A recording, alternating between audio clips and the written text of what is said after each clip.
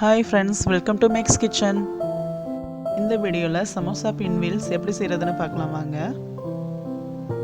இது ஒரு north Indian snack. இது வந்து பொட்டேட்டோ pinwheelsனு கூட சொல்லலாம். இதனுடைய டேஸ்ட் வந்து சமோசா டேஸ்ட் மாதிரி தான் இருக்கும். ஆனா அதை விட ஈஸியா செஞ்சிரலாம்.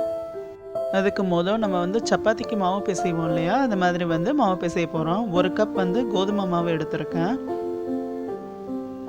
இப்போ அதுக்கு தேவையான உப்பு கொஞ்சம் சேர்த்துக்கலாம். இப்போ இது கூட ஒரு 3 ஸ்பூன் ஆயில் வந்து ஊற்றிக்கிறேன். இப்போ இந்த உப்பு எண்ணெய்லாம் இந்த மாவில் நல்லா வந்து படுற மாதிரி மிக்ஸ் பண்ணிக்கலாம். ஆக்சுவலாக இந்த பின்வீல்ஸ் பார்த்தீங்கன்னா வந்து மைதாவில் தான் பண்ணுவாங்க. மைதா வந்து யூஸ் பண்ணக்கூடாதுன்னு சொல்கிறாங்க இல்லையா? அதனால் நம்ம வந்து இன்றைக்கி கோதுமையில் பண்ணலாம். இப்போ கொஞ்சம் கொஞ்சமாக தண்ணி சேர்த்து நம்ம வந்து இதை வந்து சப்பாத்திக்கு மாவு பிசைகிற மாதிரி பிசைஞ்சுக்கலாம். இதுக்கு பிசைஞ்சிருக்க மாவு பார்த்திங்கன்னா ரொம்ப சாஃப்டாக இருக்கக்கூடாது, ரொம்ப ஹார்டாகவும் இருக்கக்கூடாது, கொஞ்சம் மீடியமாக இருக்கணும். அந்த மாதிரி பிசைஞ்சுக்கோங்க. இப்போ ஒரு 10 நிமிஷம் அப்படியே வச்சிடலாம். இது ஸ்டஃபிங்க்கு ரெடி பண்ணலாம். அதுக்கு வந்து நான் ஒரு 3 உருளைக்கிழங்கு வந்து வேக வச்சு அதை வந்து மசிச்சு வச்சுருக்கேன். இப்போ வந்து கொஞ்சம் கொத்தமல்லி, 2 பச்சை மிளகா, கொஞ்சம் சில்லி ஃப்ளேக்ஸ், அப்புறம் சாட் மசாலா. இந்த சாட் மசாலாவில் பார்த்தீங்கன்னா இதில் நிறைய ஸ்பைசஸ் வந்து மிக்ஸ் ஆகிருக்கு. அதாவது black salt, dry mango powder, cumin powder, pomegranate seed, black pepper, dry ginger, இந்த மாதிரி நிறைய இருக்குது இதில். அதனால் இது மட்டும் சேர்த்தாலே போதும். இந்த சில்லி ஃப்ளேக்ஸ் பார்த்தீங்கன்னா வந்து ஒரு 10 மிளகாயை வந்து நீங்கள் மிக்சியில் அடித்து வச்சா ஒரு 2 பல்ஸில் வந்து அடித்து வச்சுட்டிங்கன்னா அந்த சில்லி ஃப்ளேக்ஸ் வந்து ரெடி ஆகிடும். இப்போ இதெல்லாம் போட்டு மிக்ஸ் பண்ணலாம். இதெல்லாம் கொஞ்சம் உப்பு சேர்த்துக்கிறேன். ஆல்ரெடி மாவுலையும் உப்பு இருக்குது, இந்த சாட் மசாலாலையும் உப்பு இருக்குது, அதனால் பார்த்து உப்பு சேர்க்கணும். இப்போது இந்த சாட் மசாலா இல்லைன்னா பிரச்சனை இல்லை. நீங்கள் அது கூட கொஞ்சம் ஜிஞ்சர் கார்லிக் பேஸ்ட்டு, அப்புறம் வந்து turmeric powder, chilli powder, garam masala கொஞ்சம், ஜீரகத்தூள் கொஞ்சம், இதெல்லாம் கூட நீங்கள் வந்து ஆட் பண்ணி நம்ம இந்த ஸ்டஃபிங் வந்து ரெடி பண்ணிக்கலாம். ஸோ நல்லா மிக்ஸ் பண்ணி விட்டுக்கலாம். அவ்வளோதான் நம்மளுடைய ஸ்டஃபிங் ரெடி. இப்போ ஒரு 10 நிமிஷம் ஆயிடுச்சு. கொஞ்சம் வரமாவு எடுத்துருக்கேன். சப்பாத்தி மேலே தேய்க்க போகிறோம் இல்லையா, அதுக்கு. இப்போ திரும்ப ஒரு 2 நிமிஷம் நல்லா அதை பிசைஞ்சுக்கலாம். இப்போது நான் ஒரு கொஞ்சம் பெரிய போர்ஷனாக தான் எடுத்திருக்கேன். பால் சைஸு கொஞ்சம் பெரிய பால் சைஸ் தான் எடுத்திருக்கேன். இப்போ கொஞ்சம் மாவு கொஞ்சம் தூவிக்கலாம். இப்போ நல்லா தேய்க்க போகிறோம். இது வந்து ரொம்ப தின்னாலாம் இருக்கக்கூடாது, கொஞ்சம் திக்காக தான் இருக்கணும். ஸோ எவ்வளோ முடியுமோ அந்தளவுக்கு நல்லா வந்து கொஞ்சம் திக்காக தேய்ச்சிக்கோங்க பெருசாக.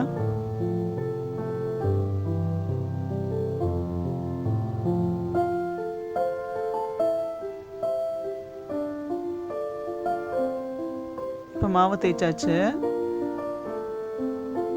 இப்போ நம்ம அந்த ஸ்டஃபிங்கை வந்து இதில் வந்து நல்லா ஸ்ப்ரெட் பண்ண போகிறோம். எல்லா இடத்துலையும் படுற மாதிரி ஈவனாக வந்து ஸ்ப்ரெட் பண்ணணும். இதுதான் கொஞ்சம் வந்து கஷ்டமான ஒரு விஷயம். ஸோ கொஞ்சம் பொறுமையாக பண்ணுங்கள். எல்லா இடத்துலையும் நம்ம ஸ்ப்ரெட் பண்ணி விடணும்.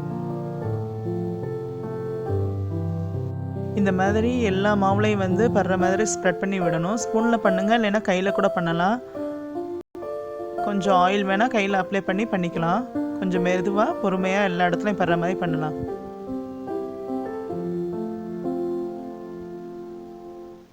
இப்போ எல்லா இடத்துலையும் நல்லா ஸ்ப்ரெட் பண்ணியாச்சு. இப்போ ரோல் பண்ணிகிட்டே வர்றேன். கொஞ்சம் ப்ரெஸ் பண்ணி ரோல் பண்ணுங்கள். அப்போ தான் அது வந்து அந்த மாவு நல்லா ஒட்டும், இல்லைன்னா அது வந்து பிரிஞ்சு வந்துடும். ஸோ நல்லா அந்த மாதிரி மெதுவாக ரோல் பண்ணி நல்லா ப்ரெஸ் பண்ணி ரோல் பண்ணிக்கணும். அப்போ தான் அந்த ஸ்டஃபிங் வெளியில் வராமல் இருக்கும். இப்போ வந்து ஒரு நைஃப் எடுத்து அதை வந்து ஒரு சின்ன சின்ன பீசஸாக வந்து கட் பண்ண போகிறோம். ஒரு 1/2 இன்ச்சுக்கு வந்து கட் பண்ணிகிட்டே வாங்க இந்த மாதிரி.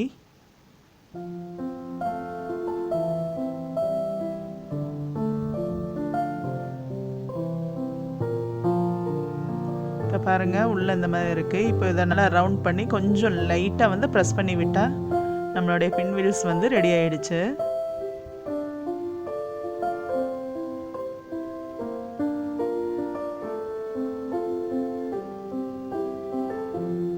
இந்த மாதிரி எல்லாமே பண்ணிக்கலாம்.